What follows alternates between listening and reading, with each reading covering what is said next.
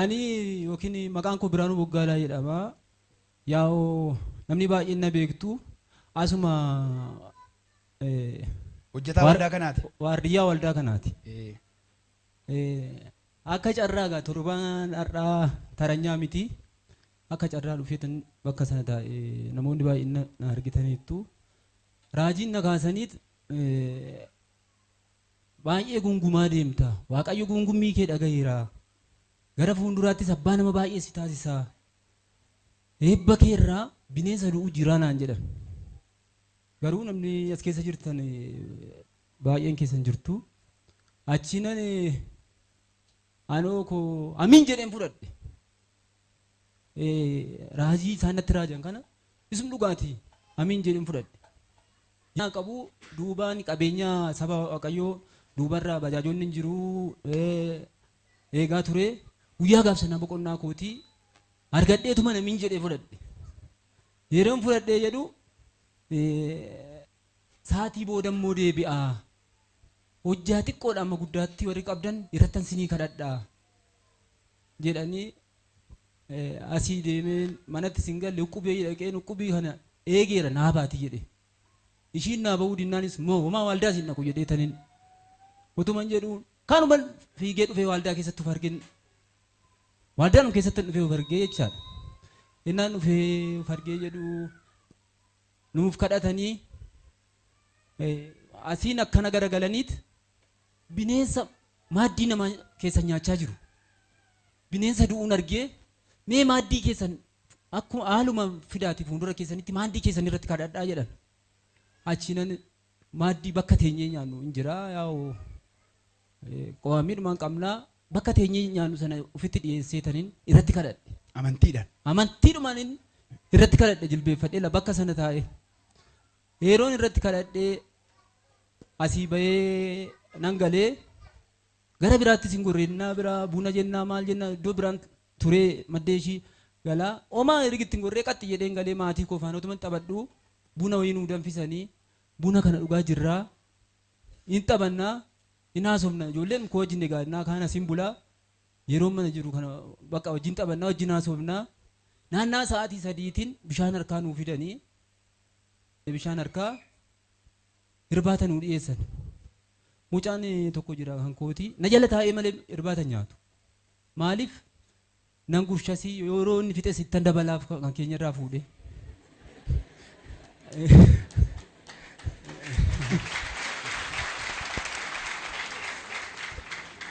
Kanaa jedhee na jala taa'ee nyaata.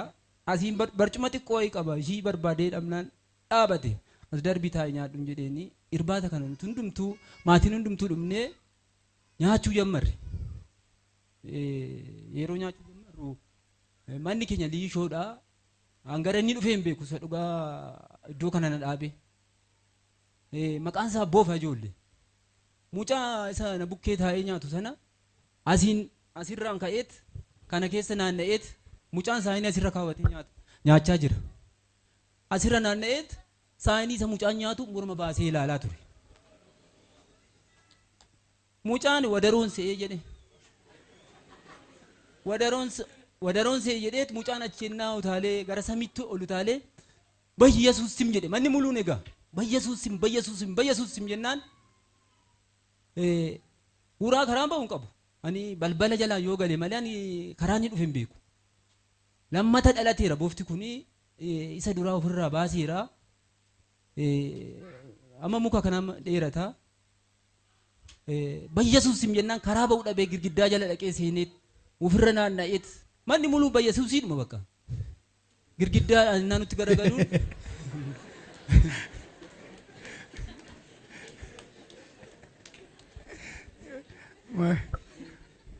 Girgiddaa jala naas nutti garagalu dhaqee kazaaraa fudhadheen an sodaadheera akka namni hedduu nan beekan. Teessoo irratti naan ba'u mucaan kun inni guddaan akka nama hedduu hin beeku. Kazaaraa wayii kan inni fudhadheen harkaa fudhatee ennaa rukutu mataadhuma argate. Ennaa mataa argatu eegee mana keessa facaase. Eegeedhaan nu barbaada eegee mana keessa facaase. Mucaan akka carraa ammas eegee isaa argatee eegee rukutee amma karaa mataas du'ee karaa eegees rukutameera. garaa walakkaadhaan loluu jammare. Akkanatti garaa walakkaadhaan.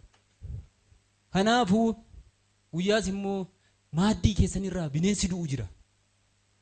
Bineensa du'uun argee maaddii keessan dhiyeessaatii kadhadhaa jedhan. Maaddii koo dhiyeesseen dhuguma sun dhugaati. Maaddii koo dhiyeesseen kadhadhee eebba koo waggaa meeqa inuman xaara ijoollee inuman lafa namni baay'een na beektu as keessaa hojii humnaan hojjedhaa. Hojii humnaa kanarra gabii gaariin argadha. Inkinaan dhufuun du'umta. Shakkii haadha manaa koo faana ishiin rigitti na ceedhataa laata naan jette laphee ishii keessatti nan beeka. Ani rigitti na ceedhatti laatan jedha. Hin galchinaa humtuu hin jiru.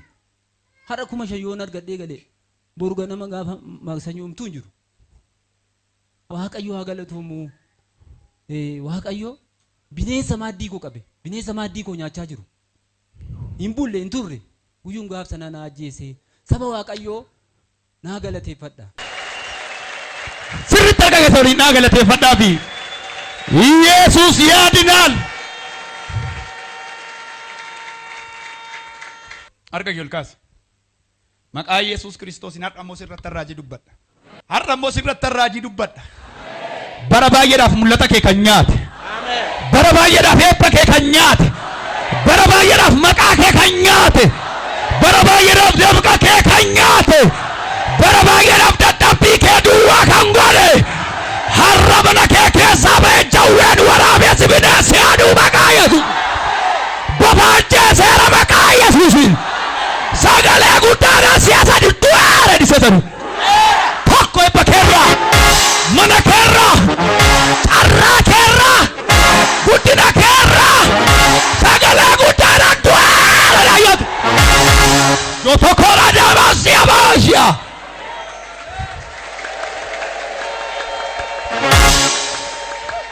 Yoona dimsi sammaawu. Biyya kanarraa hafuurri jawwee na waraana dhi Waaqayyo. Dhaloota kan nyaatu, wal adeemaa kan nyaatu, dafqa dhalootaa kan nyaatu, nagaa dhalootaa kan nyaatu, ol ka'aa baay'ee guddaa baay'ee kan xinneesse hafuura nama salphisu biyya kanarraa na ajjeesa jedheera. Namni tokko lutaalii du'eera jee. Yesuus harka kee waliin galateeffadhu gooftaadhaan. Ani beekomi timbiitti naggarnu raajiin dubbadha. Mana keerra, jireenya keerra, hojii keerra, maqaa keerra Waaqayyo akka bineensa ajjeeseera. Arga Yolkaas.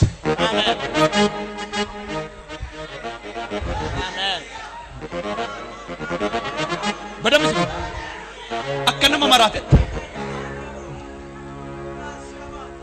It is now my turn. Har'a darabeen kan kooti. It is now my turn. Har'a dabareen kan kooti. Ati jechuu dandeessa. It is now my turn. Har'a jechuu dandeessa atis. Akka nama maraatetti ala. Ani hin beeku Waaqayyo kan namoota 28. Namoota 28. Torban sadii asittan harka ulfeessanaa jedhe. Maayini namoonni kun jennaan Waaqayyo. Torban sadii asitti harka ulfeessa harka duwwaan dhufan harka guutuudhaan dhufu naan jedhe. Namni amantee taa'eera yoo lutaali. Yes. Yes. It is now my turn.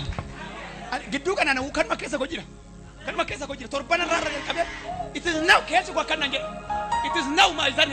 Ingiliffii kun sammuu koo irra dhufa. Ila it is now my turn. Amma darabeen kooti. Amma boche miti. Amma gajjatte miti. Amma cabde. Amma boodee Waaqayyo kan jedhe. Caba lakkooftu kaasaa lakkaawwattu. Yes.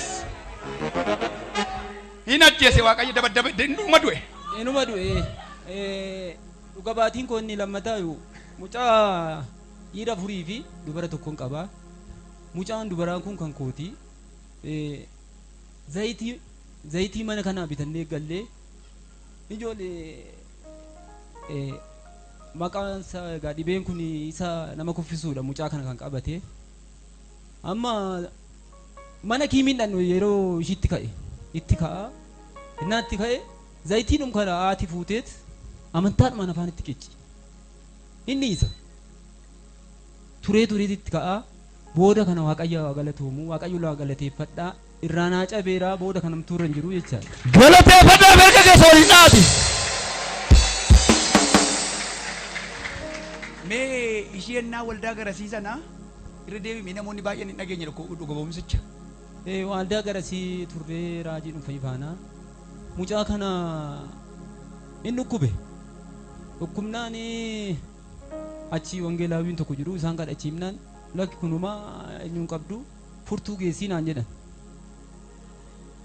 furtuun geessee qo'icha wayii kennaniifin fuudhee gale manatti halkan naannaa bokkaan hin rooba naannaa sa'aatii 5ti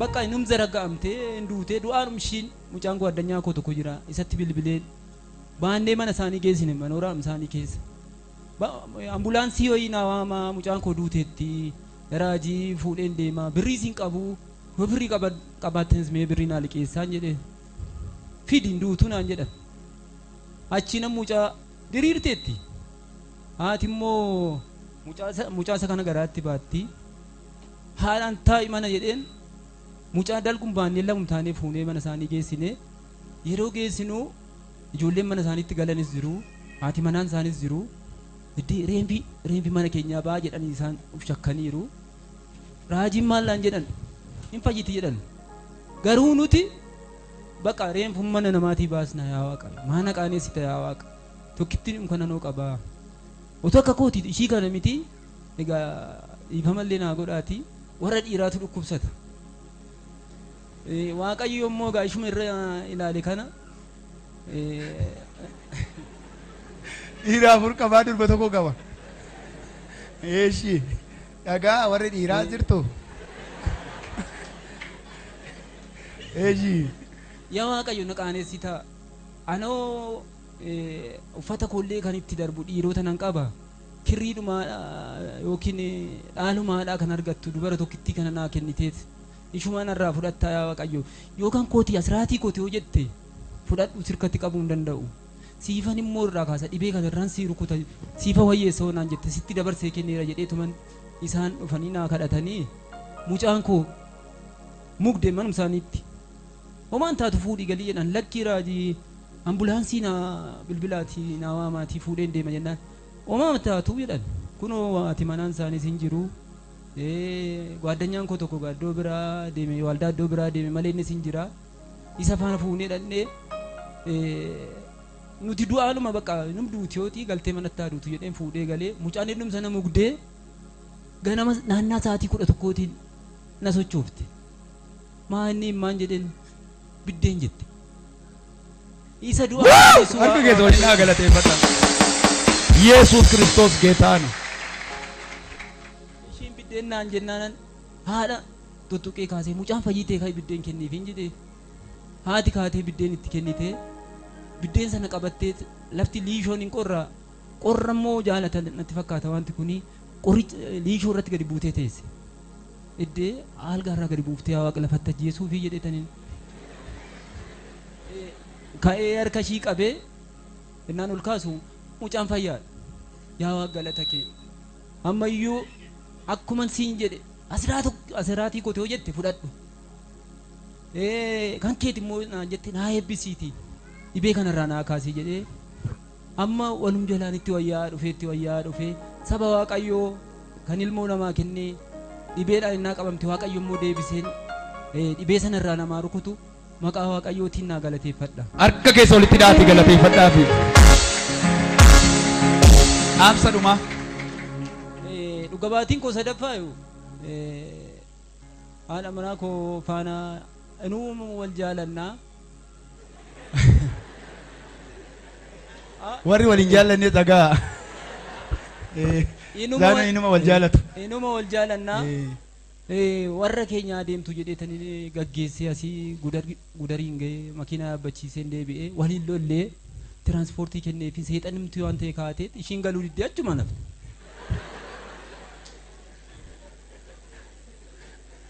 Achii nan bilbilee maaltu dhalate har'a galuu baannaan natti hin galiin bakka har'a deemii galiin jedheen eegaa seexan hin jirti hin galiin osiin jedhee taa'ii jedhu warri ishii nan eegee isa dhugaati. Amma innaa iddoo kana dhaabadhee dubbadhu ijoollee afurnatti gattee deemte. Hin bukeessu, hin tolchuu, biddeeni suuqii irraa bituudha. Biraan deebisaatii immoo imannaa mana murtii wayiin qabaa. Horiin nama wayiin harkaa balee imannaan qabaa. Abbaan ijoollee irra geessee na hiisisee ani poolis xaabiyaan jira. Ijoolleen 3 manum jirti. Xixinnoodha. Yaa qormaata maaliiti kun jedhee namtu yaada biraa keessa gale. Maana qortaa innaa gabaa dhaqu maallaan jedhu warri biyyi lafaa warri gabaa oollu idda pheenxee taatee kana taatee maali yoo pheenxee keessaa baatee jennaan iddan isa harkatti kana ta'e isuma harkatti han badduu ba'a jedhee taniin. Waaw. Namti badda.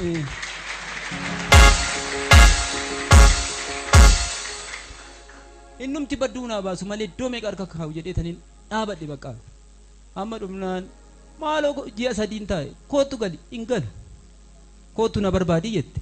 Anis immoo illikiitti galee kabajaa naannoo si gaggeesse maafan si barbaada jedheen ji'a 6-7 innaan taa'u mana murtiitti na himattee manni murtii samaanaa keenya jigseet qabeenya addaan qoodaaf jedhee ganda awwaaroo qooraatti barreessee ganda awwaaroo qooraati qabeenyaa keenya waanum qabnu egaa addaan nu qoodonnaa dhufan malaaktiin tokko waaqarraa dhufe. Malaaktiin sun miinzee keenya dhageenyee akkum carraa dhageenyaan biyya har'a addaan galu jechaa dhageenyaan dhufe miinzeen keenya kun warra bulchiisa gandaa harkaa ani dhageenye maaloo tokkitti hadhaan haa obsaa jennaan obboleessi ishii laakki mi'a ishiiraaf fudhadheen galaa jedha.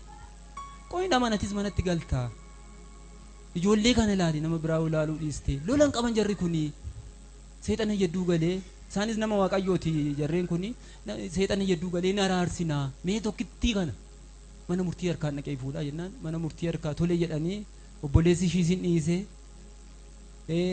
mana koo jige deebisanii samaanaa mana murtii dhannee nu araarsanii samaanaa dhaabbannee mana jige deebisee waaqayyo naa dhaabee naa galatee. Harka keessa walitti rukutaa galateeffadhaafi.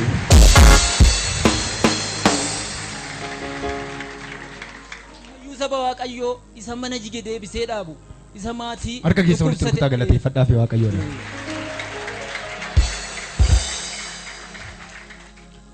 Isa maatii bittinnaa'e deebisee walitti qabu. Isa immoo bineensa maaddiirra an takka bofa iddanan boo dhufee bofa innaan daandii deemuun arga malee magaalaa kanatti argee hin beeku. Ana gara inni dhufee hin beeku. Isa maaddii koorraa bineensa hin beekamne fidee ajjeese. Seexana inni lammata muuxameera lammata dhalateera antini isaa keessaa bahee warri beektan. Isa fidee maaddii koorratti innaa buna dhugnu hin dhumne. Innaa teenyaa somnu hin dhumne. Maaddii koorratti isa dhufee du'e. Ammayyuu harka keessan caagodhaati waaqayyo naa galateeffadha. Galateeffadhaafi waaqayyoodha. Dhugumamsa biraatiin eebba biraatiin deebi'i kottu. Kanaa booddee lalisi, kanaa booddee bal'adhu, kanaa booddee isa waaqayyo sitti dubbate jaan arge. Humna maqaa Yesuusiin si eebbiseera. Eebba ta'i. Galateeffadhaafi harka keessa walitti rukutaati.